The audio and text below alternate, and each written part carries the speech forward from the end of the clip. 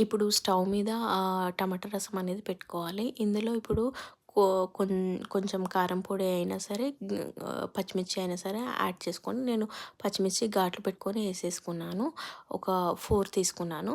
దాంట్లో కొద్దిగా పసుపు, మనకి టేస్ట్‌కి తగ్గట్టు సాల్ట్, కొంచెం టమాటాలు పులుపు లేకపోతే కొంచెం చింతపండు రసం అనేది యాడ్ చేసుకోండి. యాడ్ చేసుకొని కొద్దిగా లిటిల్ బిట్ కొంచెం ఫ్లేవర్ కోసము బెల్లము. సో, ఇవన్నీ ఏసిన తర్వాతకి కొంచెం బాగా మసలనివ్వాలి. మాక్సిమం ఒక 5-10 మినిట్స్ అంతే అండి. ఎక్కువ మసిలినా ఆ ఫ్లేవర్ అనేది పోతుంది. సో, కొంచెం మసిలిన తర్వాతకి మంచిగా దీనికి పోపు పెట్టుకోవాలి.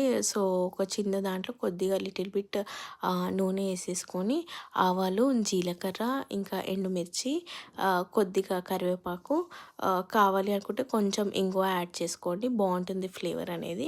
ఈ పోపు దాంట్లో ఏసేసుకొని, ఇంకా లేటేం లేదండి. మన టమాటా రసం రెడీ అయిపోయింది కాబట్టి, ఒక ప్లేట్ తీసుకొని వేడి అన్నంలోకి మంచిగా టమాటా రసం ఏసుకొని ఎంజాయ్ చేయండి. ఇది ఒకవేళ ఈ స్టైల్‌లో ట్రై చేస్తే ఎలా వచ్చింది మీకు టేస్ట్ అనేది కంపల్సరీగా నాకు కామెంట్ సెక్షన్‌లో షేర్ చేసుకోండి.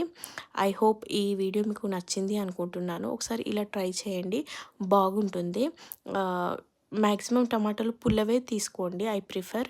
ఎందుకంటే చింతపండు ఎయకపోతేనే బావుంటుంది కాబట్టి. సో, నాకు ఆ రోజు కొంచెం టమాటాలు అంత పుల్లగా అనిపియలేదు. సో, నేను కొద్దిగా యాడ్ చేసుకున్నాను. So, thanks guys. Thanks for watching. Bye guys.